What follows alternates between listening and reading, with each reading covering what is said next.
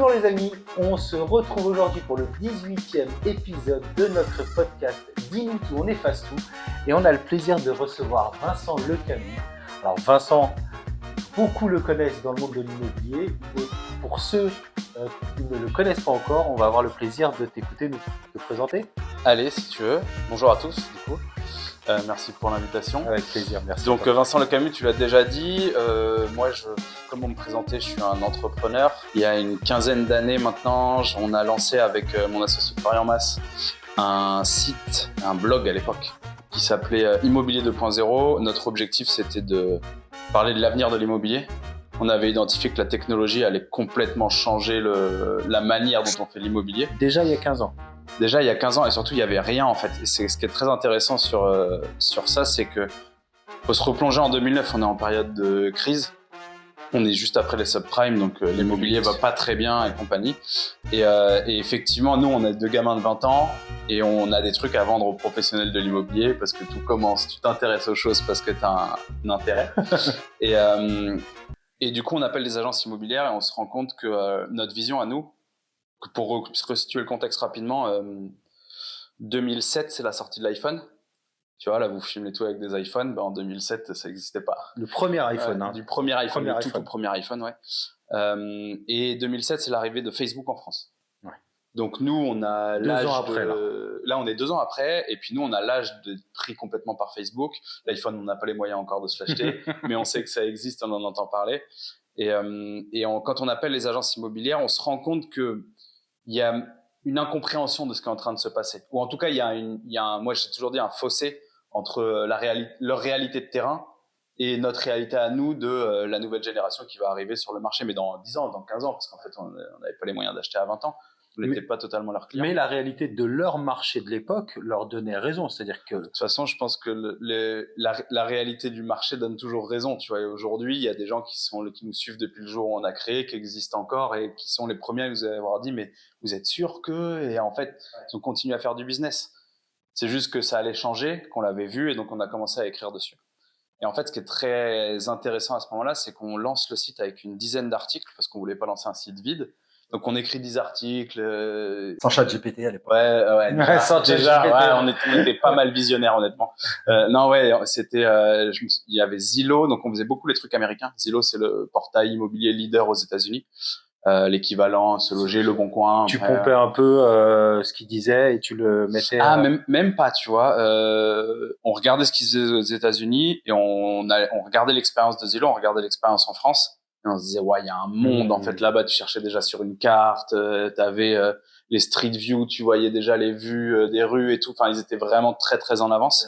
Il y avait énormément de données sur les biens immobiliers et tout, alors que tu avais vraiment l'impression... Quoi, la transparence ouais, dans le tiers-monde technologique chez nous, tu vois. C'est hyper intéressant. Ouais. Parce que c'est encore un peu le cas, hein, tu regardes. Alors, plus sur les mêmes choses, je trouve que le fossé, c'est quand même rétréci entre les États-Unis et la France. Alors c'est peut-être parce que je suis trop dedans et que je vois trop de choses et que j'ai plus l'œil de gamin de 20 ans, tu vois.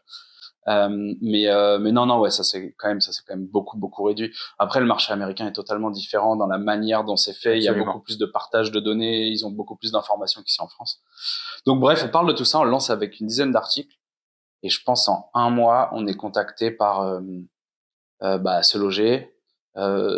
Des gros réseaux, il y avait Century 21 dedans, c'est sûr, il y avait peut-être Orpi, il y avait La Forêt, enfin bref, vraiment en 1 mois, alors qu'on est personne. Grâce à ce blog de 10 articles. Ouais, c'est ça. Ouf. On a 20 piges, on habite en colocation à Clamart.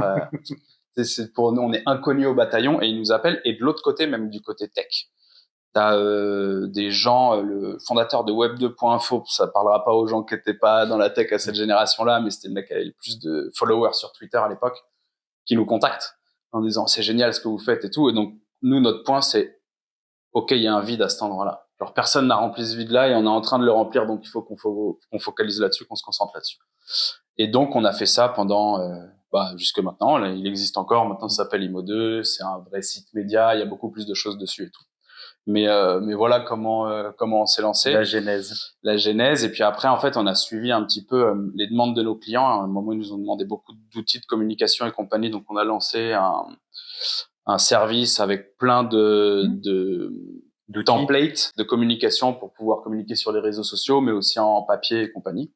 Parce que, comme tu le disais, il y a une réalité de terrain qui existe et qui continue à être là. Encore aujourd'hui. Tu peux mettre la technologie que tu veux en face. Il y a un moment, il faut que tu parles avec le client. Il a besoin de sentir les choses. Il a besoin d'avoir du physique et une relation comme ça. Et dernièrement, ça va faire 5 ans maintenant, on a lancé une plateforme de formation. Parce qu'en fait, tout le monde nous demandait... 5 ans, ouais. Je crois que c'est... Ouais, le campus, ça a 5 ans seulement. On a lancé en 2019. Et après, on avait fait plein de formations au webinar avant parce que ça venait des deux côtés, en fait. Tu avais des agents immobiliers qui voulaient partager du savoir et tu avais des agents immobiliers qui voulaient qu'on partage notre savoir sur un modèle un peu plus... 1 heure, expliquez-nous ça parce qu'on comprend pas forcément aussi bien que ce qu'on voudrait à travers les articles. Donc, on a lancé des webinars, ça a fait des cartons. Mais après, lancer un nouveau business, c'est tout un projet. Faut structurer, faut trouver une offre. Enfin, c'est plus compliqué que ça. On a fait beaucoup de webinars entre 2016 et 2019. Et en 2019, effet d'opportunité, quelqu'un qu'on connaît, qui a un pote de pote, qui se libère, qui arrive au Canada. Parce que pour la petite histoire, mon associé est au Canada. Notre boîte, elle est à moitié en France, à moitié au Canada. Donc lui, il se libère et il fait de la formation déjà. Et petit truc rigolo, il avait lancé, je crois que ça existe encore son site. Cédric, si tu me regardes, un site qui s'appelait Artisan 2.0. Et en fait, il faisait plus ou moins la même chose que ce qu'on faisait, mais dans son domaine. Ouais. Excellent. Et nous, on s'appelait Immobilier 2.0, tu vois. Donc, on s'est dit, ouais, il y a trop de coïncidences, viens, on fait. Et donc, on lui a dit, bah, tu portes le projet, tu lances le truc. Et donc, en 2019, on a eu de la force vive, quelqu'un qui avait la mentalité d'entrepreneur et qui a lancé le projet avec nous.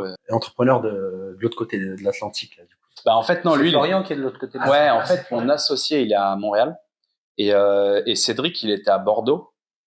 Et il venait de s'installer à Montréal avec sa femme. Et puis, quand t'es au Canada, si tu veux, à partir du moment où t'es étranger, et encore plus quand t'es français, où ils en ont marre de voir des Français débarquer au Québec, il y a besoin tu dois signer quelques papiers, et notamment d'être embauché par une boîte qui est canadienne. Et donc, du coup, ils cherchaient une boîte canadienne pour l'embaucher. Nous, on a une filiale, une boîte au Canada, ouais. Et du coup, bah, on a pu l'embaucher. Et comme ça, il a pu rester là-bas. Et donc, ça, tu sais, il y a tout qui matché, en fait, tu vois. C'est du velcro. On avait les deux côtés du velcro. Ça a tenu. C'était fait pour être comme ça. Et est-ce que, du coup, par rapport à la formation, tu dis que tu l'as monté en 2019. Bon, en 2020, il y a eu le confinement. Ouais. Est-ce qu'il n'y a pas eu un accélérateur à ce moment-là d'une demande de la part des agents immobiliers de formation plus virtuelle? Parce que avant, c'était des formations qui étaient plutôt physiques en présentiel. Et avec le confinement, les gestes barrières, etc., on a beaucoup développé un peu le... Alors, ouais, mais comme la visite virtuelle, comme tous ces outils-là, mais tu as eu un effet qui retombe aussi. Parce qu'en fait, sorti du Covid, tu as besoin de présentiel, tu as besoin d'être avec les gens et compagnie. Nous, ça nous a... En fait, c'est assez marrant, on était dans un challenge commercial à ce moment-là. C'est mars 2020, c'est ça? Ouais, et je crois qu'on lance un challenge en mars. J'ai pas pris les chaussures aujourd'hui, mais on a gagné des chaussures, tous ceux qui ont dépassé un certain score au sein de la boîte. Des chaussures Nike personnalisées. Je sais pas si on a le droit de dire les marques, mais si, c'était cool, tu vois. Et il n'y a pas d'Arcom encore sur notre podcast. Et du coup, pareil, j'ai des agents immobiliers au téléphone, des gens qu'on connaît, que je connais plus ou moins bien, mais plein de gens que je connais. Et je sais pas, je dois travailler 50aine de personnes à ce moment-là. Donc, tu vois, ça fait beaucoup d'échanges téléphoniques. Il faut réussir le challenge commercial. Et en fait, on entend parler de Yuan, de tout, tu sais. Ça commençait déjà en décembre, janvier. Ça frémit, tu vois. Et tu sais pas exactement ce qui va se passer. Et puis, c'est le 17, 18 ou 19 dans ces eaux-là, ça ferme. Plus ou moins au milieu de mois. Et en fait, t'as eu un avant-après. À partir du moment où ça a été annoncé, au téléphone, j'ai eu les deux cas. J'ai eu des agents immobiliers qui m'ont fait, ça coupe, on sait même pas si on va pouvoir faire des visites. Donc, c'est sûr et certain, je prends pas, je garde la trésor, ce qui est une réaction tout à fait normale. Et j'ai eu d'autres personnes qui ont eu l'effet inverse de, j'ai dit négo, ils sont enfermés chez eux, je sais pas si on va pouvoir faire des visites, il faut que je leur donne quelque chose. Et donc, en fait, ils ont pris, franchement, entre l'annonce du confinement et 2-3 jours après, j'ai fait 50% de mon challenge commercial parce qu'en fait, les mecs ont pris des décisions hyper vite. Et j'avais des non et des oui hyper vite. C'était blanc ou noir, quoi. Ouais, c'est ça. Ils avaient besoin d'une solution. Mais pas de réseau à ce moment-là, si. T'avais des réseaux déjà qui avaient adhéré. Pour former les Orpi, parce qu'après t'as travaillé avec Orpi. Ouais. Non, on n'avait pas encore Orpi, je crois pas. Mais c'est arrivé assez tôt, Orpi. Ils nous ont fait confiance assez vite. Mais pour mettre nos formations dans leur environnement. Après, on avait des petits réseaux et on a fait les premiers petits réseaux à ce moment-là. Après, ça dépend ce que tu appelles. Orpi, c'est 1350 agences aujourd'hui annoncées, mais des réseaux un peu plus régionaux. Ouais, on a quelques-uns. On en avait déjà quelques-uns à l'époque, tu vois, du 15 agences, 20 agences, 30 agences. On a travaillé assez vite avec des réseaux parce qu'en fait, ils ont une problématique qui est toute bête. C'est quand tu dois former 100 agents. Le présentiel, c'est cool, mais c'est pas forcément évident et pratique à organiser et compagnie. Donc non, ils nous ont fait confiance assez vite, sachant que dans l'outil qu'on propose, on a un tableau d'équipe qui permet de suivre ton équipe, qui a fait quelle formation et compagnie, télécharger toutes les attestes pour les renouvellements CCI et tout. Ça, on a assez vite travaillé sur un outil qui est super bien pour ce type de réseau justement, et on commence nous à en avoir. Mais déjà à l'époque, il y avait une demande de la part des petits réseaux régionaux. Après, les Century 21, les Orpi, les La Forêt et compagnie, ils sont hyper structurés sur la partie formation.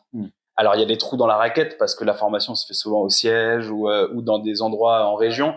Et quand l'agence, elle est un peu plus éloignée de l'endroit en région... On l'a connu chez Century, effectivement, c'est au siège à Évry.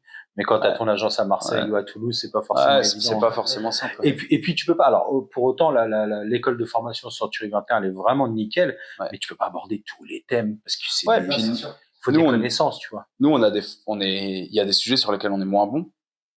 Je sais pas exactement lesquels parce qu'on essaie d'aller chercher les meilleurs pour chaque sujet. Nous, c'est notre croyance, c'est ça, c'est qu'on peut pas être bon partout. Par contre, nous, on est très bon sur la partie marketing, réseaux sociaux. Là, tu vois, ChatGPT, on est les premiers à en avoir parlé en France, dans l'immobilier. En France, je pense qu'il y en a peut-être un ou deux qu'on en parlait avant nous, mais quelqu'un qui fait un article sur ChatGPT va changer votre métier, ouais. Alors, je sais pas, ça doit sortir le 14 novembre 2022, on a un article le 22, tu vois.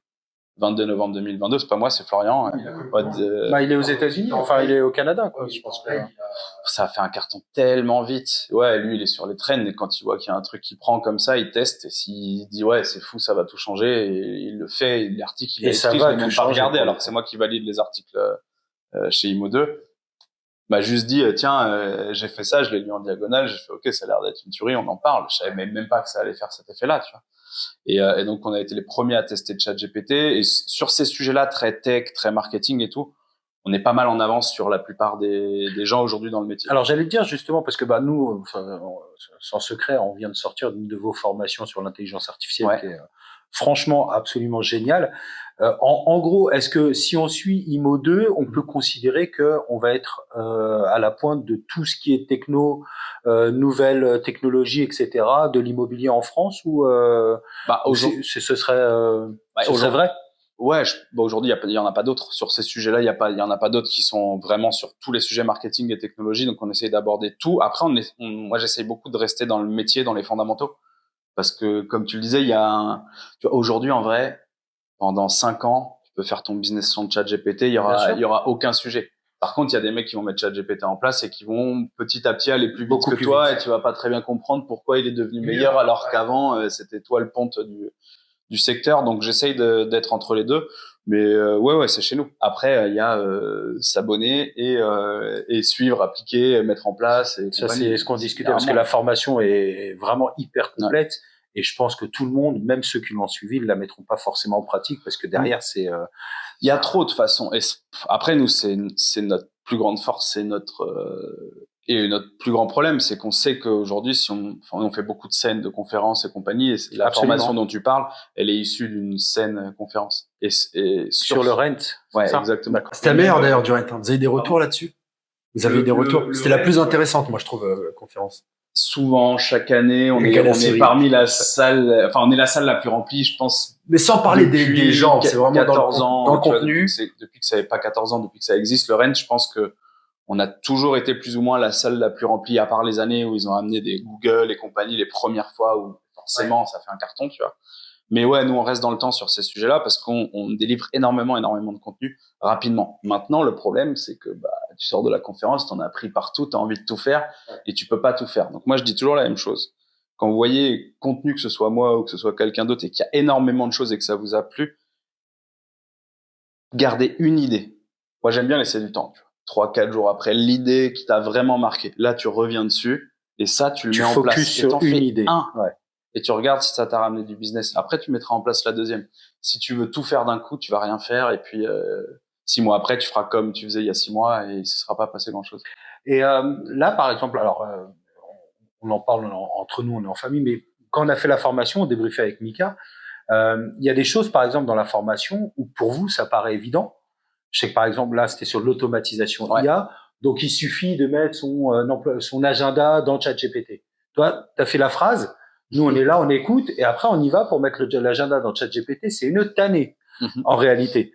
Donc, est-ce qu'il n'y a pas une possibilité de développement de vos formations avec une espèce d'accompagnement ou quelque chose pour aider les gens à aller au bout de l'action? Beaucoup.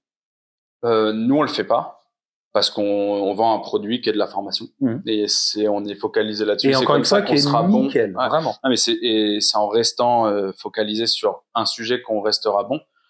Après, aujourd'hui, pour mettre en place ce genre d'automatisation, trouver des freelances sur des sites internet comme Malte ou compagnie, c'est assez facile. Tu lui dis ce que tu veux, il va te le mettre en place. Non, on a un gars chez Upwork. Ouais, ou chez Upwork, ouais. Et en fait, mon conseil, c'est ça. Il y a des gens, ça va être facile pour eux parce qu'ils sont branchés comme ça et ils ont déjà utilisé des outils similaires. Et j'en ai eu d'ailleurs parce que tu sais, t'as coup sur coup, t'as le Rent, après t'as le congrès de la FNAIM. Et du coup, tu revois des gens qui viennent de l'un à l'autre. Et entre-temps, moi, il y a des gens qui sont venus me voir en mode, ouais, j'ai utilisé Make plus ChatGPT, c'est incroyable ce qu'on est capable de faire. J'avais mes négos en face de moi qui me disaient, ouais, mais en fait, je reçois un mail. Moi, ce que je voudrais, c'est un rendez-vous. Ah, tu veux un rendez-vous? Tac, tac, c'est bon, c'est réglé ton problème. Maintenant, tu vas aller chercher le chiffre. Et du coup, tu vois, il a pris en main l'outil, ça a marché tout de suite. Et puis, tu as des gens qui ont besoin de sous-traiter ça parce que c'est pas leur talent.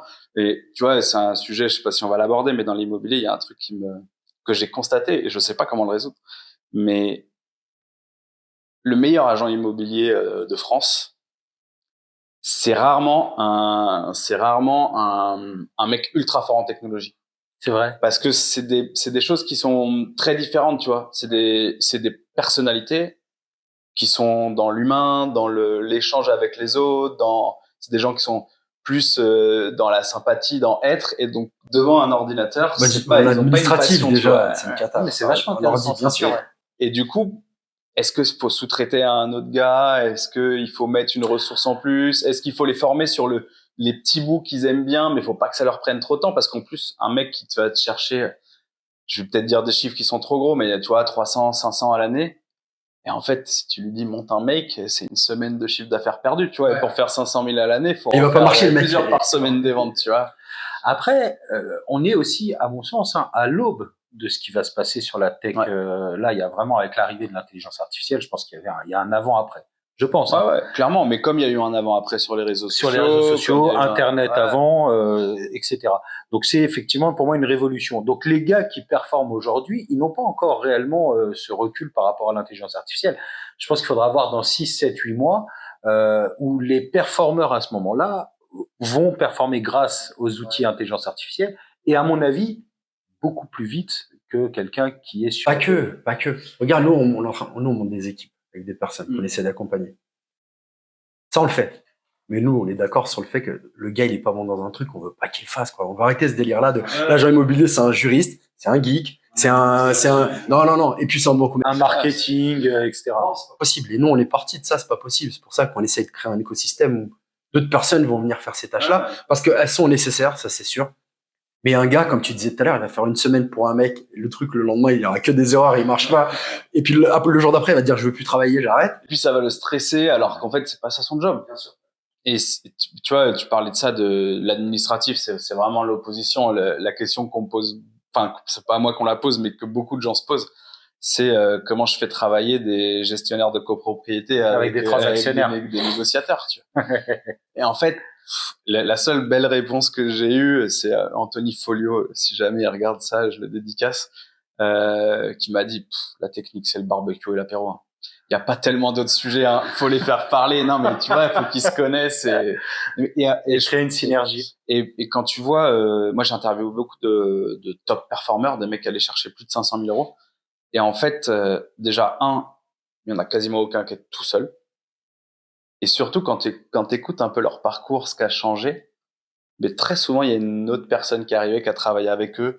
Donc, ça peut être la femme ou le mari qui est venu filer un coup de main.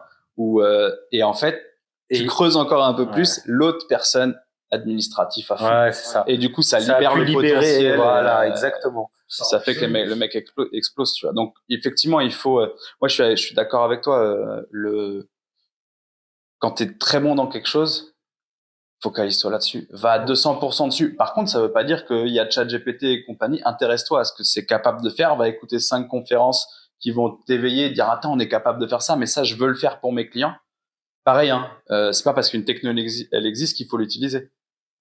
Mais faut c'est bien de comprendre savoir, ce qu'elle est capable de faire, mais toi, pense à ton expérience, c'est l'expérience que tu veux faire vivre ou l'expérience que tu veux vivre toi pour améliorer ta propre production.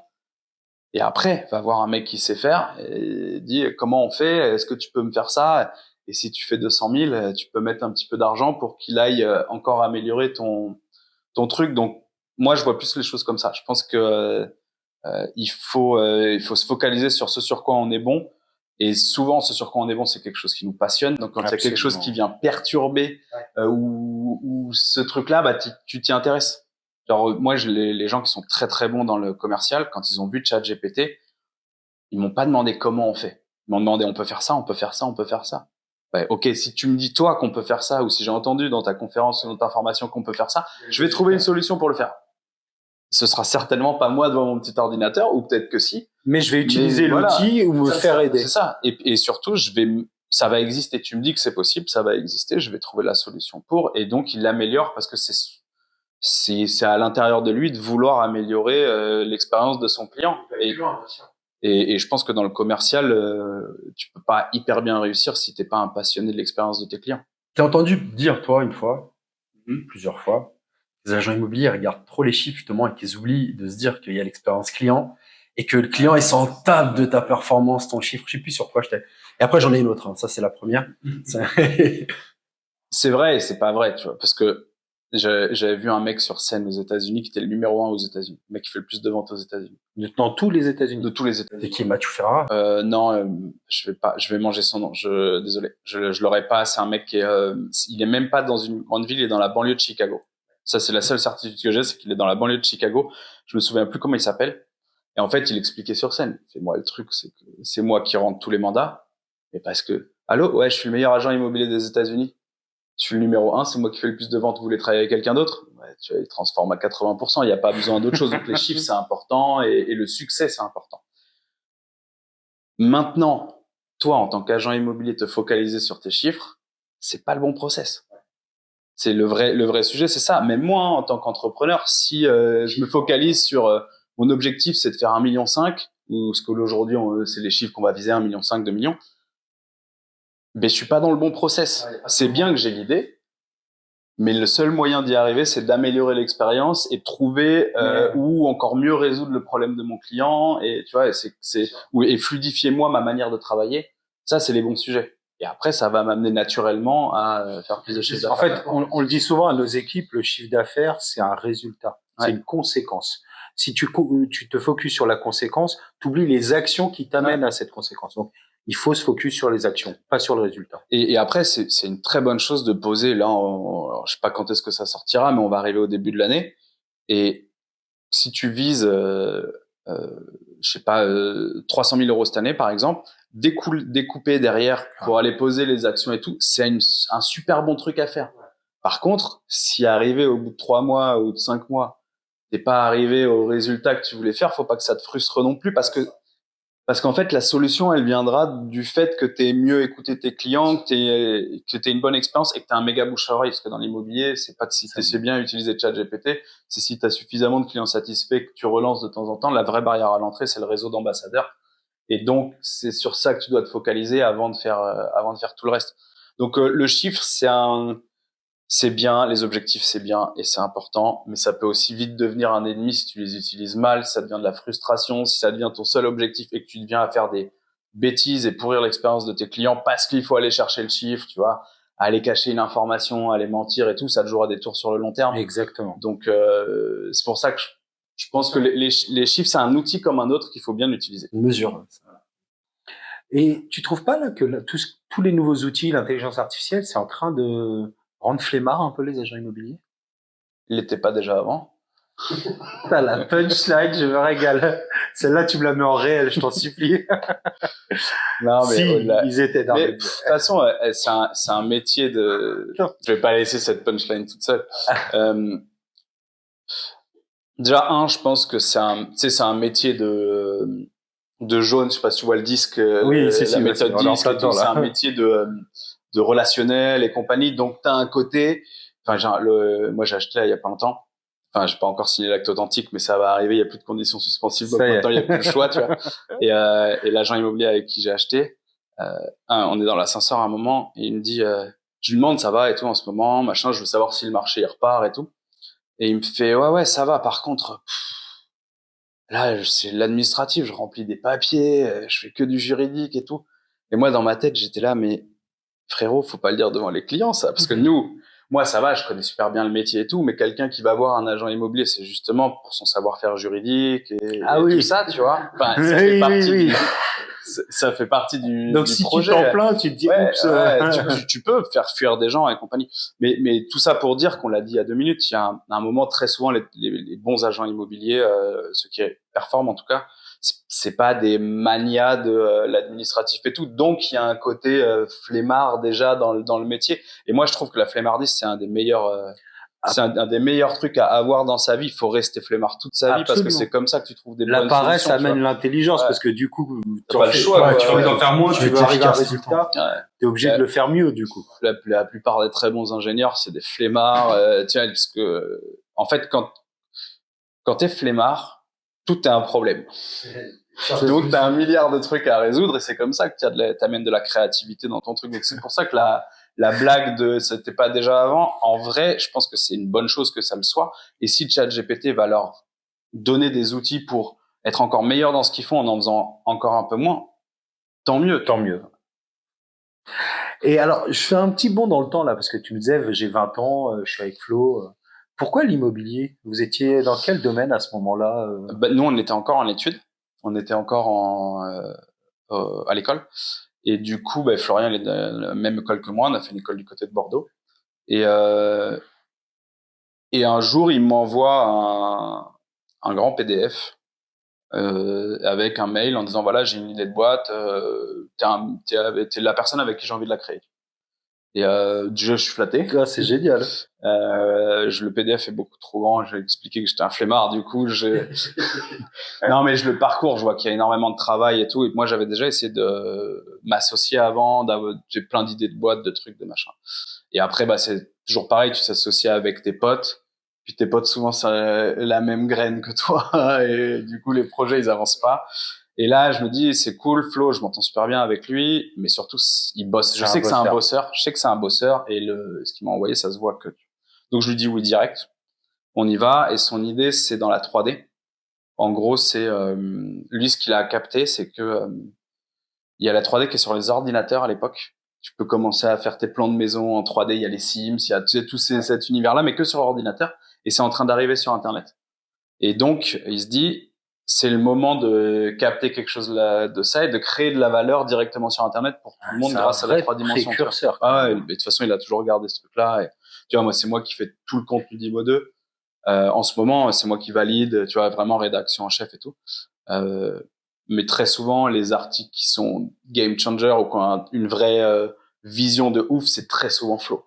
Parce que il a ce truc-là, il aime bien, il creuse, il trouve des trucs. Bref, du coup, il m'envoie ça. Et puis on travaille là-dessus. Au début, on voulait vendre des meubles, on a essayé plein de choses. Et puis, au bout d'un moment, les gens nous ont orienté en disant, les gars, vous voulez faire trop de choses, focalisez-vous sur la 3D. Donc, on s'est concentré sur la 3D. Et on s'est dit, qui peut utiliser la 3D demain? Et c'est là qu'on a fait l'immobilier. On était voir des promoteurs, des agents immobiliers. Et là, on va reboucler avec l'introduction. Du coup, on fait une étude de marché. J'appelle 200 agences immobilières. Et 200 agences immobilières où je me rends compte que en fait on n'arrive pas à la 3D, tu vois. Parce qu'en fait on nous a expliqué que nous on a eu la chance d'être sélectionnés dans un incubateur qui nous a appris plein de choses sur comment créer une boîte et tout. Advancia, pour je sais pas si ça existe encore. C'est un incubateur de la chambre de commerce de Paris, donc ça coûtait rien. Enfin c'est cool, c'est vraiment cool qu'ils aient mis ça en place. On a appris énormément de choses et même faire des conférences, ça vient de là-bas. D'accord. Donc, trop cool. Et ils nous apprennent à faire une découverte client, une étude de marché qui en fait est une découverte client, c'est la même chose. Et en fait, tu poses des questions à ton client sur sa vie de tous les jours, des choses où c'est facile de répondre. Comme ça, tu as enclenché la discussion. Et après, tu vas petit à petit vers le sujet où toi, tu voudrais aller. Mais du coup, il y a des étapes que tu as notées pour savoir si ça va vers là-bas. Et nous, les étapes qu'on a notées, c'est marketing. Comment tu fais pour marketer un bien, comment tu fais les photos, tout ça. Internet. Et après, peut-être 3D, tout ça. Internet, ça bloque tout le temps. Et là, je me dis, ouais, en fait, il y a un monde, faut qu'on écrive là-dessus. Et c'est comme ça que derrière, on crée Immo2, ouais. On crée Immobilier 2.0. Donc, c'est comme ça qu'on va vers le... C'est écrit, hein, votre histoire, hein, quand même. On l'a écrit, en tout cas. Ah, j'adore. Et alors, nous, on a l'habitude dans le podcast de recevoir alors des gens de l'immobilier et pas que, mais pour essayer de comprendre un petit peu les ingrédients de leur succès, etc. Est-ce que votre succès avec Flo, c'est les mêmes ingrédients? Tu me disais que tu as interviewé beaucoup de performeurs. Ouais. Est-ce que ton mindset, est-ce que ta discipline, est-ce que tout ce qui va avec, c'est des ingrédients de votre succès ou pas du tout? Aujourd'hui, ça y est, j'ai une discipline, déjà un mindset. C'est vrai que je pose la question, j'ai le sourire jusque-là que je te connais un petit peu. Au début, non. En tout cas, moi, de mon côté, ça, c'est une certitude. Flo a toujours eu beaucoup plus côté mindset, discipline et tout ça. Mais il m'a appris d'ailleurs mais qu'est-ce qu'on disait tout à l'heure, qu'est-ce que vous comptez bien? Non, moi, je pense que si je devais mettre un truc sur le succès d'Immo2, qui est encore un succès d'estime hein, pour l'instant, c'est que pour moi, il y a deux choses. Il y a on a envie de créer une boîte et pas on est amoureux de notre idée. Notre idée, c'est un point de départ pour créer quelque chose. On a envie de créer une boîte. Enfin, on va créer de la valeur d'une manière ou d'une autre. Tu disais, vous réfléchissiez à vendre des meubles, s'il avait fallu vendre des chaussures. Il fallait créer une boîte. Nous, on a pivoté, on a girouetté en 3-4 mois sur tout. Peu importe, en fait, on veut créer quelque chose qui a de la valeur. On sent qu'il y a quelque chose de ce côté-là, mais c'est pas grave si c'est pas l'idée qu'on a posée un jour sur une feuille et dont on est sûr. Ouais. Elle est balayée le lendemain, on en repose une le lendemain. Elle est balayée encore, on en repose une et ainsi de suite, jusqu'à qu'il y ait un endroit où on apporte de la valeur et c'est du sens. Et donc, ça va avec la deuxième chose qui est la remise en question. En fait, on passe notre vie à se dire on n'a pas raison.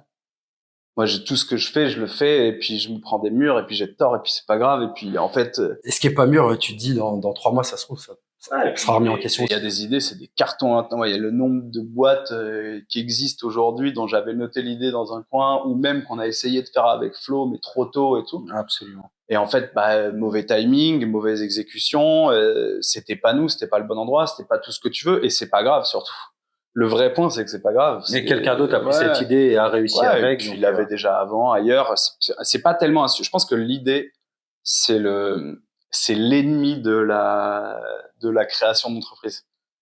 C'est grâce aux bonnes idées qu'on crée des bonnes entreprises. Et à chaque fois, on va dire, mais quand ils ont eu l'idée, c'était génial. Airbnb, ils ont vendu des cornflakes pendant 3 ans. Tu vois, il y a un moment où c'est pas l'idée qui est importante. C'est la conviction de vouloir faire les choses. Alors des fois, il y a des gens qui ont une super idée, qui sont attachés et qui y arrivent, mais il y en a beaucoup plus qui n'y arrivent pas à la fin de l'histoire en restant attachés à leurs idées. C'est vrai, malheureusement. Et après, par contre, c'est se remettre en question, se dire c'est pas grave. Moi, au début, quand il y a un truc qui marchait pas, je devenais tout rouge, je comprenais pas, j'avais plus envie de sortir de ma chambre. Enfin, tu vois, réaction normale d'un être humain normal. Et au fur et à mesure, t'apprends, tu dis c'est pas grave, je me suis planté. Je garde la tête haute parce qu'au moins j'ai essayé, tu vois. Il y en a très peu qui ont réussi sans essayer. Hein. Ça fout les boules des fois. Donc vraiment, ces deux ingrédients-là. Pour moi, ouais, c'est tout. Hein. L'envie de monter la boîte et la remise en cause. Et après, t'as la régularité. Alors ça va avec une certaine discipline, mais ta discipline et discipline. Discipline, c'est discipline, pour moi, c'est un mot qui est super fort, tu vois, c'est la discipline romaine. En ce moment, je lis Astérix à mes enfants, tu vois. Mais c'est la discipline romaine, tu vois. Pour moi, il y a un truc tu peux pas, machin, Alors, pour moi, il faut que ce soit le chaos de temps en temps, et c'est très bien que ce soit le chaos de temps en temps. Par contre, une règle, et nous, elle était simple, la règle qu'on a fait, c'est, chez Immobilier 2.0 au début, donc chez Immo2, donc c'est 3 articles par semaine. Une semaine, c'était 2 articles mois. Une semaine, c'était 1 article mois. Et t'as compris qu'on était 2, du coup, ça fait 3 par semaine. Okay. Et ça, c'est la seule règle qu'on a jamais lâchée avec Flo. La seule. Qui vente, qui encore neige, aujourd'hui. Quel que soit l'état, tu vois, t'es au fond de ton lit parce que t'es malade. Tu peux écrire un article, en fait. T'es capable de. Et ouais, alors aujourd'hui, maintenant, on a une équipe Ouais, bien sûr. et compagnie. Moi, je continue à écrire parce que j'aime ça. Mais si j'aimais pas ça, j'avais plus besoin de le faire.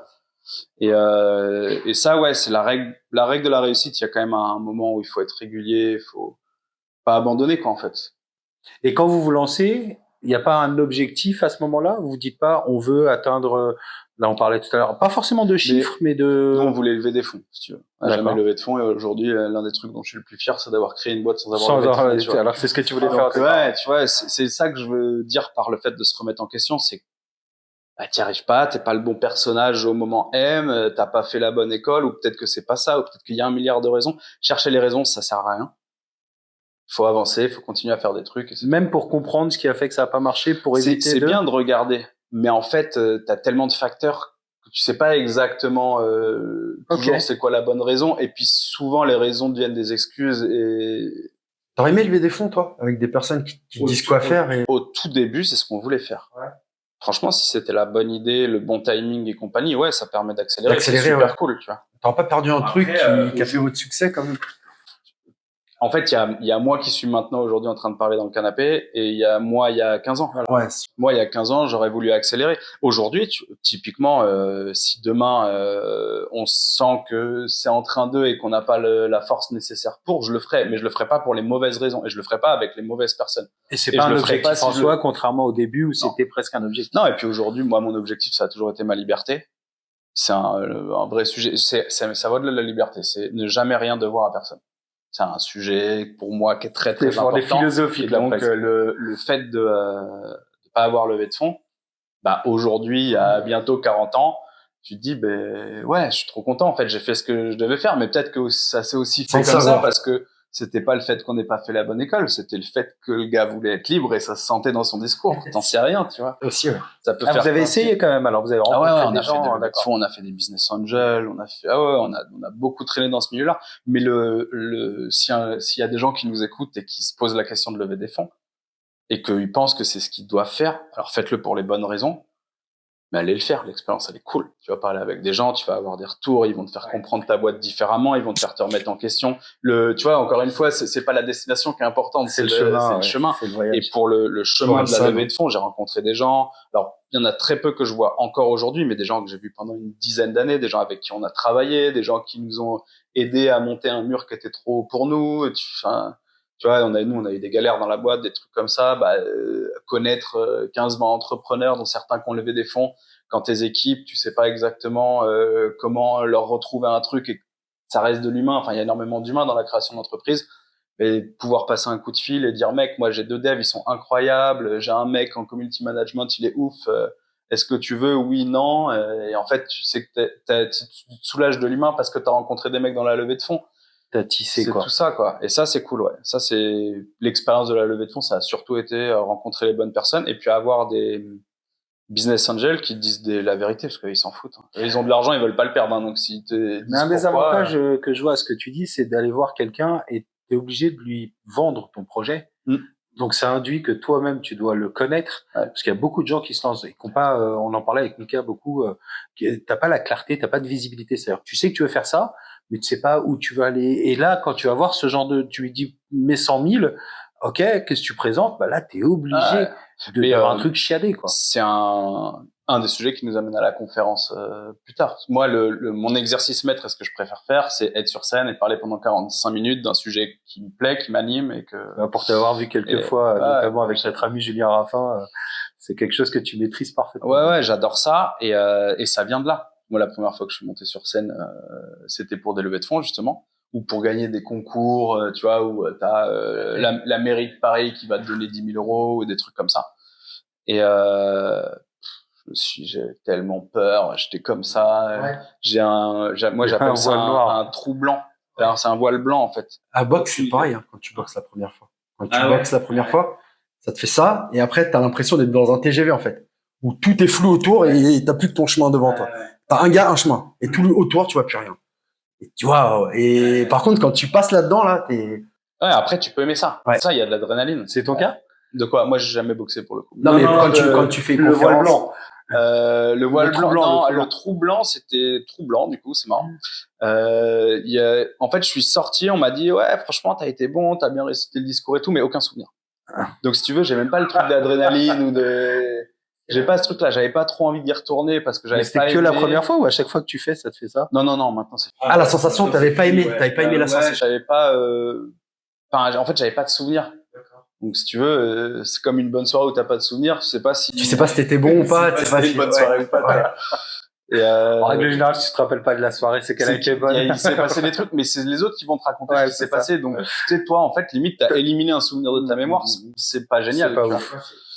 Et non, après, j'ai dû le refaire pour d'autres occasions. Puis, tu apprends à maîtriser ton stress, puis machin. Puis après, en fait, une fois que t'as combattu une peur, quelle qu'elle soit, ben c'est cool, t'aimes bien y retourner. C'est ta zone de confort, après, ça. Et après, ça devient ta zone de confort. Et après, ça devient un truc que les autres savent. Zone de génie, après, ouais, ça. Non, et surtout un truc que personne d'autre sait faire. Parce que des gens à qui tu dis de monter sur scène... Moi, c'est un kiff, hein, tu vois, tu parles avec moi, C'est un de tes objectifs aussi. un des trucs, Mais tu vois, toi, plus tu vas le faire, tu vois, plus tu vas devenir très très bon. Et il y en a très peu qui ont fait énormément de scènes et qui sont montés. Il y en a beaucoup qui sont restés bloqués en bas de l'escalier parce qu'en fait, ils ont peur de faire ça. ouais. Et du coup, ça te donne une singularité, une différenciation qui fait que... Et t'as été accompagné, toi, pour les faire, les conférences? Tu fais un peu de mise en scène, quand même, toi.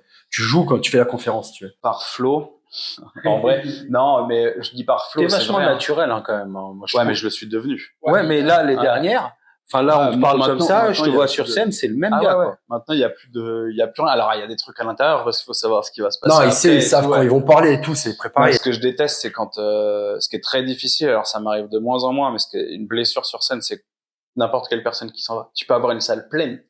Ah, il y a un mec qui s'en va, une personne qui s'en va, t'as toujours une petite blessure et tout. Et là, j'ai fait une conférence il y a pas longtemps où c'était sur un sujet qui était un peu plus casse-gueule. Et il y avait moins de monde dans la salle. Il y avait vraiment des gens qui s'en allaient au fur et à mesure. Aïe, ça Et c'est c'est violent. dur, tu vois. Et c'est dur, mais faut le faire. Mais c'est comme tu parlais de la boxe, c'est la même chose qu'un combat de boxe où tu perds, tu vois. Faut le finir quand même. Ouais, Faut le finir quand même. faut rester sur Dommage. le terrain. Puis, et puis, il y a ceux qui restent aussi. Et tu fais pour ceux Et qui en restent. vrai, tu deviens bon parce que t'as su affronter aussi ces trucs-là et que ça fait partie du jeu, tu vois. Prochaine conférence où je vais te voir, je me lève, je me tire au Ouais. milieu de ta conf. Tu me fais un gant, tu manges des allez, chips. c'est bon, tu vois, ouais. Non, mais tu vois, sur la dernière, là, celle qui a super bien marché avec Florian, les mecs, quand ils s'en vont, ils sont gênés, mais parce qu'il y a tellement de monde dans la salle, ils ont l'impression de nous manquer de respect et tout. Mais c'était un coup de fil à prendre, va prendre le coup de fil, c'est pas grave, tu vois. Mais ouais, pour revenir à comment je l'ai travaillé, donc on a eu à l'incubateur deux types d'apprentissage. Premier exercice, c'est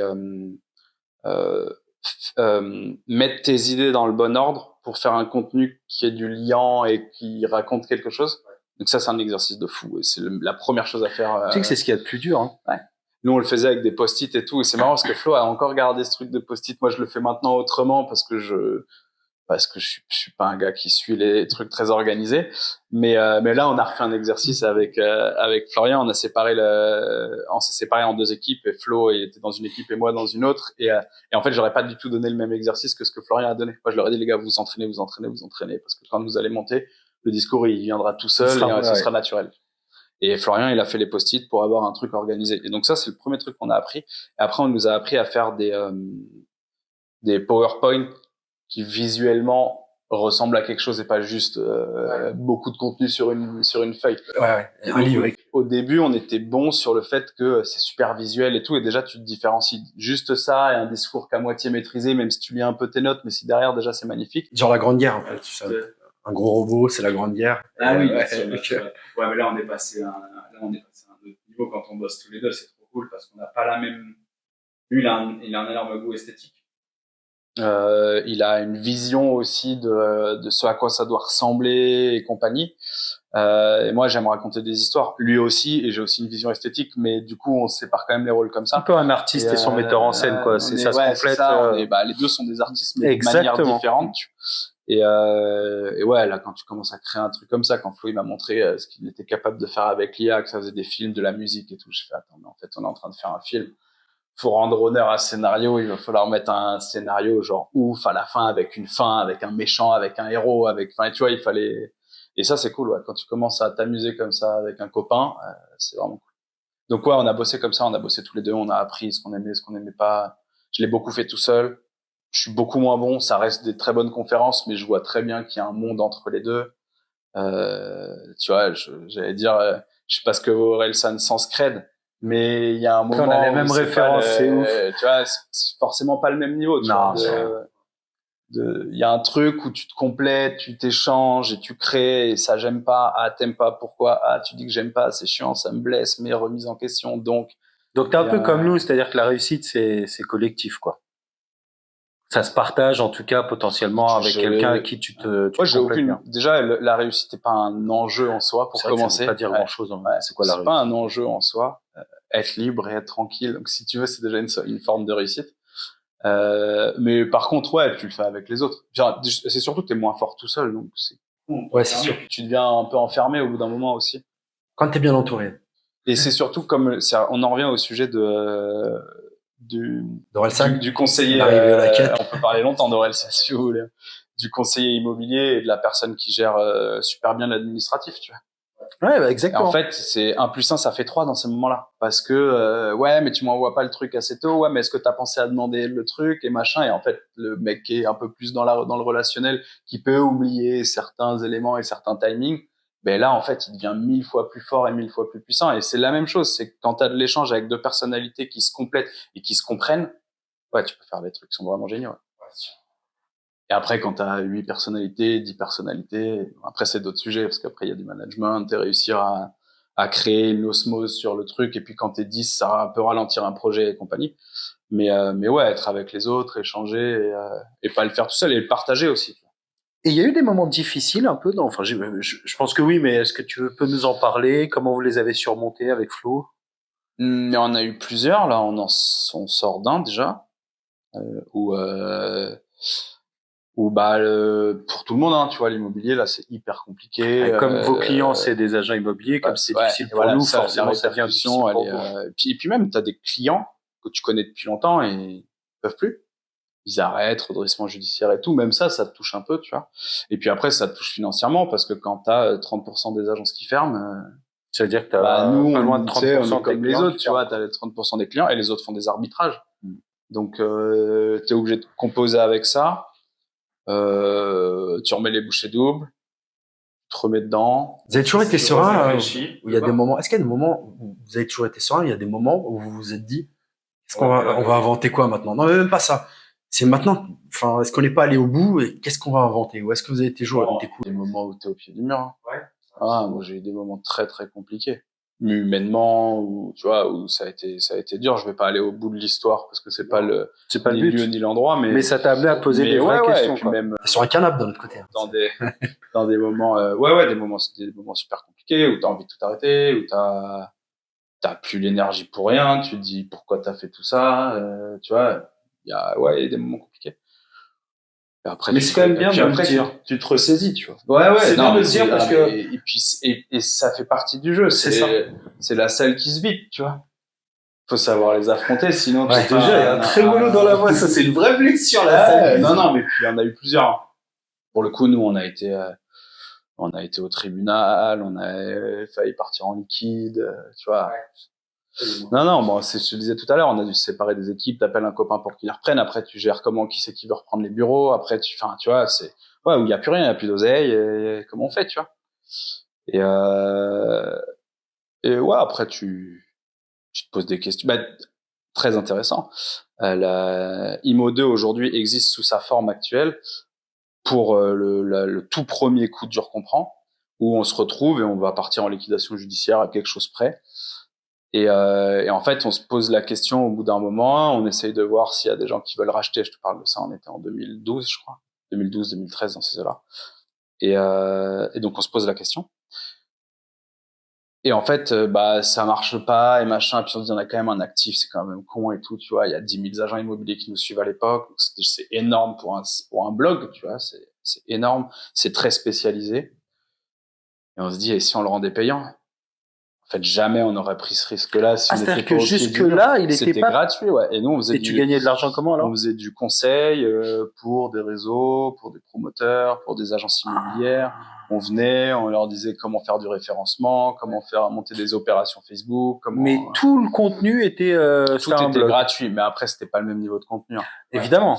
Mais en fait, ce qu'on s'est dit, en fait, je me souviens, enfin, je m'en souviens, je peux pas te situer ni le lieu ni l'endroit, mais puis c'est peut-être plusieurs discussions que j'ai remis en une. Mais c'est une discussion avec Flo, et en fait, c'est de se dire qu'est-ce que t'aimes plus faire, qu'est-ce que tu veux plus faire, pourquoi on a fait tout ça, c'est quoi notre actif, et du coup, comment on gère cette situation-là. En fait, de discussion en discussion, moi, je me souviens de moi, ce que j'ai livré, c'est que moi, j'en ai marre de faire du conseil parce que déjà, il y a des clients qui mettent pas en place. Ça, c'est le truc le plus frustrant dans le conseil. C'était compliqué à vivre pour moi. Vraiment, tu livres des trucs, c'est pas mis en place, ou c'est pas mis en place assez vite, et tu vois. Ouais. Et derrière, l'autre blessure, c'est que j'écris des articles, puis j'ai plein d'idées qui viennent du conseil, mais comme je fais du conseil, je peux pas mettre les trucs donc du coup, j'ai l'impression de livrer un truc un peu nul, alors que je pourrais livrer beaucoup plus, et machin. Et donc ça, c'était un des pans de la discussion. Et du coup, on se dit, pourquoi on ferait pas payant? Et on leur explique, on leur dit, par contre, on va faire des articles, ça va être béton, on va faire des dossiers, et en vrai, aujourd'hui, tu regardes le site, il y a 30 articles. Alors, ceux du fond de tableau, il faudrait peut-être les remettre à jour, mais c'est que des articles, ils sont trop bien, tu les appliques, des dossiers, ils sont trop bien, tu les appliques, ça peut changer ton business, tu vois. Et ça, là, j'ai repris du plaisir à le refaire. Il y avait ce sujet de liberté, de se dire, est-ce qu'on peut pas travailler un peu plus chacun, un peu comme on veut, c'est organisé. Bon, finalement, c'est l'année où Flo est parti c'est à ce moment-là qu'il part à Montréal, ouais. D'accord. Ouais, ça fait partie. Donc ça vous a obligé à vous organiser. Et là, ouais, ça nous a obligé à nous organiser différemment. Ça m'a obligé à me dire, la discipline, maintenant, il va falloir que un minimum. Allez, je sais que j'aime pas ça, mais quand même. Je vais pas te mentir que des fois, je travaillais pendant 6 mois. J'ai regardé. C'est là l'époque où j'ai regardé le plus de films, de séries, de machins. Ça fait partie du jeu aussi, tu vois, de comprendre que puis en fait c'est pas ça la vie. Puis regarder un film moyen en bossant moyen, c'est pas terrible. Il vaut mieux bosser fort et puis tu fais un vrai truc tu construis un vrai rythme et une vraie organisation. Mais c'est pour ça que je te posais la question, parce que forcément, il y avait des coups durs. Avec 15 ans, comme ça. Ouais. Mais là, tu es en train de nous expliquer presque que le IMO 2 d'aujourd'hui, il est né d'un coup dur où vous avez été obligé de vous reposer des questions. Donc, comme mais même, les coups durs, c'est hyper important pour une boîte. Il faut les vivre, il faut pas en avoir peur, faut essayer de les éviter au maximum parce que c'est vraiment pas cool à vivre. Cool. Mais en même temps, c'est le moment où tu poses les meilleures questions et où tu prends des décisions qui sont beaucoup plus efficaces. Le confort, c'est un truc à fuir. En fait, je préfère un coup dur qu'être trop dans le confort. Maintenant, avec un peu de recul, alors là, je sors d'un coup dur, donc un peu de confort, voilà. Ce serait pas grave, quoi. Je suis pas contre, mais en vrai, le confort, trop de confort. Maintenant, ça va me mettre des alertes parce que c'est le trop de confort qui crée le coup dur aussi. Et c'est un peu la fameuse phrase, tu sais, les temps faibles créent des ans. Ouais, il y a ça. Ouais. Et c'est la même chose pour une boîte. Et d'ailleurs, c'est un post LinkedIn que j'ai jamais fait parce que je savais pas comment le tourner. Puis c'est hyper dur dans un moment où c'est dur pour tout le monde de sortir ce genre d'affirmation en mode les boîtes qui vont sortir demain. Là, c'est moi.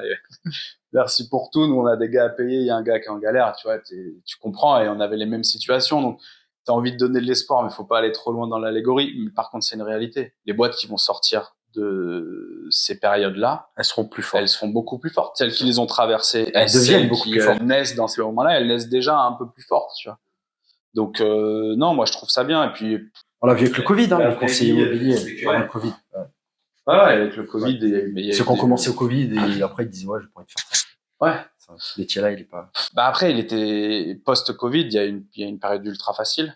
C'était la période où ça recrutait le plus dans l'immobilier et compagnie. Donc, tu mettais des mecs sur le terrain beaucoup plus vite, puis t'avais pas forcément besoin de les former autant, parce qu'en fait, ça tombait du ciel. Moi, tu vois, là, Mais t'as des mecs qui sont lancés pendant le Covid qui vont devenir des monstres. Parce qu'ils ont aimé, parce qu'ils aiment le truc, parce que quand t'arrives la difficulté, c'est là que tu vois que t'aimes vraiment le truc. C'est que moi, tu sais, j'ai fait du judo pendant 1 an. Tu parlais de boxe. Je fais du judo pendant 1 an. Et en fait, comme je suis arrivé tard dans le judo, je devais avoir 14 ou 15 ans, on m'a mis avec ceux d'en dessous. Donc des ceintures orange-verte, mais bon, il y a un moment où le poids, ça joue un peu dans le judo, tu vois. Donc t'étais trop fort. Non, mais j'ai arrêté au bout de 6 mois, quand il n'y a pas de difficulté. Tu t'ennuyais. C'est autre chose, tu vois.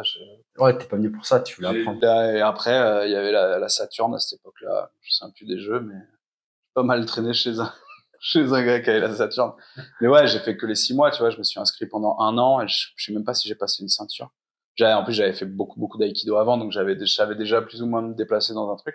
Bref, on n'est pas là pour parler de sport de combat, mais quand t'as pas de confrontation et tout, le jeu, il est pas marrant. Alors, c'est nul. Enfin, je sais pas comment dire. C'est dur de se faire casser la gueule dans un sport de combat. Perdre tout le temps. Agréable. Et perdre tout le temps, c'est désagréable aussi. Mais en vrai, il en faut de temps en temps, parce que sinon, si que tu montes sur un ring et que tu défonces des gars, bon, bah, c'est juste que t'aimes défoncer des gars. Du coup, ça s'appelle pas de la boxe, en fait. Ça s'appelle défoncer des gars. Donc, non, les coups durs, c'est très important. Après, j'espère qu'avec le temps, on saura un peu plus les anticiper, qu'ils seront moins durs. Faut qu'ils soient durs, mais pas fatal. Ouais, fatal, je pense. Fatal. C'est fatal, je sais pas d'où ça sort, mais. Non, mais c'est ça, c'est que quand t'es passé à côté de la liquidation, c'est dur. Ouais. Quand tu prends la liquidation, c'est fatal. Ouais, c'est ça. Ouais, c'est ça. Et encore que. Oui, ça t'empêche pas de rebondir, bien sûr, bien sûr. En fait, ta boîte, c'est pas ta vie, hein. Ta boîte, c'est pas ta vie, mais c'est vrai qu'il y a certaines liquidations qui peuvent te coûter très très cher. Ouais, oui, voilà. Après, c'est te briser ça peut quand même, durer voilà. super longtemps et ça peut créer des tensions, machin. Et moi, je me suis endetté justement pendant cette période-là. Tu sais, quand il y a plus d'argent qui rentre, faut aller le trouver ailleurs, tu vois. Et ouais, effectivement, ça peut te laisser des séquelles très importantes. Mais ta vie d'être humain, elle est pas terminée. Elle se résume pas à ça, bien sûr. Ouais, elle est pas terminée. Et des fois, c'est intéressant de se le rappeler aussi, de se dire, toi, t'es un être humain qui a besoin de certaines choses. Ta boîte, c'est autre chose que t'aimes à 2000%, mais c'est autre chose, tu vois. Mais comme un couple, une vie de famille, tu vois, il y a un moment où et ça, tu sais, j'ai besoin d'être avec les miens, mais j'ai aussi besoin d'aller en vélo parcourir l'île de France. Mais je trouve que le Covid, nous a fait prendre conscience un petit peu de ça et que ce côté où à un moment donné on a mis pause. Ouais, les gens ils ont oublié vite. Hein. Je sais pas. Non, je pense que c'est vraiment rentré profondément. Il y a une graine qui a été plantée quand même sur plein de choses, sur le bien-être au travail, sur l'équilibre vie pro-perso et tout. C'était des trucs sur lesquels moi je travaillais déjà avant, parce que j'ai toujours été sur ce truc de liberté de mon côté. Mais je l'ai vu chez plein de gens. J'ai vu plein d'amis à moi changer vraiment et encore en reparler, vouloir changer de travail et qu'ils changent de travail que maintenant, tu vois, quelques années après, parce que ça fait quoi? Ça fait 4 ans maintenant. C'est un déclic. Et en fait, parce que ils ont besoin de plus de temps pour les leurs, parce qu'ils ont besoin de plus de temps pour eux. Donc ouais, je pense qu'il y a un truc qui... De toute façon, nous, on le voit dans les embauches qu'on fait, même toi en tant que chef d'entreprise. Aujourd'hui, il y a une considération, ok, combien on gagne, mais qu'est-ce qu'on a comme avantage, comment on peut équilibrer. Pas que, aussi, hein. Qu'est-ce qu'on apporte et qu'est-ce que ça m'apporte, hein. L'épanouissement, il joue beaucoup, le sens, Qu'est-ce que je vais apprendre, et puis le sens. Qu'est-ce que j'apporte aux gens, c'est quoi ma position dans la société si je fais ça. Bon, après, il y a des jobs où c'est plus compliqué d'expliquer que d'autres, tu vois. Oui. Et surtout dans cette réflexion-là, ça c'est un truc, je sais pas comment l'exprimer, mais tu peux pas être Mère Teresa en fait. Il y a un moment, tu vois, enfin tu peux l'être d'ailleurs, et si tu veux l'être, fais-le. Mais du coup, t'es Mère Teresa. Du coup, t'es pas dans un job ou t'es pas dans un job pour lequel on te propose un truc. Comprendre que t'as une place dans la société et que tu vas pas sauver le monde entier à cette place dans la société, mais que c'est utile, que ça aide un propos, que ça va vers quelque part, et déjà pour commencer ton bien-être et ton propre bien-être, qui est la première des choses. Je pense que l'altruisme, ça commence par l'égoïsme. Les gens qui sont que altruistes, ils sont en vrai égoïstes. Amen. Enfin, moi, je complètement d'accord. Ou qui le disent trop. Ouais, c'est ça, ouais. Si tu le dis souvent, c'est que... Moi, c'est bienveillance. mais ouais, moi, je pense que avant tout, faut être égoïste. C'est-à-dire, quand tu cherches un job, ton bien-être, c'est le truc le plus important. Le sens que ça a, c'est bien, mais va pas trop loin dans le fait de rechercher du sens, parce qu'en fait, sinon, tu vas arriver très vite. Il y en a pas toujours plus que ça, quoi. Je veux dire, et puis en fait, c'est surtout, tu peux avoir du sens localement, tu peux avoir du sens pour plein de gens, et c'est déjà suffisant, en fait. C'est ça mon propos, c'est de dire, c'est déjà suffisant. C'est pas, ça sert à rien de... Enfin, je connais trop de gens qui se poncent la tête de de se dire ouais mais regarde les orques qui sont en train de décéder dans l'océan, ouais je sais frérot, mais t'as choisi de faire de la peinture, Tu pourras pas sauver les orques. ça va être compliqué l'histoire, tu vois. Non mais c'est important, je pense, de le rappeler, tu vois, dans quand tu cherches un truc du sens à ta vie, cherche pas à sauver le monde en entier, cherche du sens là où apporte ce que tu peux apporter. Ouais. Quand tu as un savoir-faire, tu as forcément de la valeur, et surtout qu'on vit dans un monde où le travail est de plus en plus divisé, et donc on fait de moins en moins de choses parce qu'en fait on est de plus en plus nombreux, et c'est pour ça qu'on fait des choses qui sont encore plus fortes technologiquement, qu'on a résolu plein de problèmes sur la planète et tout. C'est que maintenant on a du travail très très spécifique, donc nécessairement il a moins de sens global, parce que c'est très ouais. C'est Franck Nicolas qui dit ça. Flo, il doit le connaître, Franck Nicolas, conférencier canadien, ouais, absolument. Où il dit que pour être le plus altruiste possible, il faut déjà être bien toi-même. Pour être bien toi-même, il faut que financièrement tu sois bien, il faut que psychologiquement tu sois bien. Sinon, t'as rien à donner de toute façon. Donc, tu vas chercher chez les autres. Ton altruisme, c'est d'aller chercher chez les autres. C'est pour ça que je te rejoins complètement quand tu dis que pour être altruiste, il faut être égoïste, et ça part de là, quoi. Ouais, le égoïste, c'est un gros mot, mais non, égoïste au sens propre du terme, pas au sens je pense qu'à ma gueule, mais au sens égoïste. Tu nous donneras la définition de iste après. Attends, je vais la chercher. Et notre philosophe préféré qui dit quand t'as le désert à traverser, il y a rien à faire qu'à avancer. C'est un peu ça. Mais ça, il a des images. Hein. Elle est forte cette phrase. Quand tu la visualises, elle est incroyable. T'es dans le désert, avance, t'as rien à faire. De toute façon, et puis va tout droit surtout. Te prends pas la tête à réfléchir c'est où le chemin c'est tout droit. Et tu prendras peut-être le mauvais tout droit, ce sera peut-être un peu plus long, mais le chemin c'est tout droit. Tu vois. Alors que Kyo disait on a parcouru le chemin, c'est pas bon, non. Tout droit dans le... Elle dit, t'avais parlé de la tech dans l'immobilier, ça te faisait penser à un film, c'était E.T., je sais pas si c'était Oren que t'avais dit ça. Si c'était un film pour toi, la tech dans l'immobilier, ça serait quoi? Ce serait E.T., puisque c'est un extraterrestre, tout le monde a peur de lui, et au final il est gentil. Est-ce que c'est pas un peu votre histoire à vous, un peu, IMO 2.0, ça? Parce qu'à la base, vous avez, il y a ceux qui sont intéressés, et il y a ceux qui ont dû dire c'est qui. C'est l'histoire. Aujourd'hui, tu vois, sur IMO 2, on fait 100 000 visites par mois. Sur les 100 000 visites par mois, c'est 40 000 utilisateurs actifs tous les mois.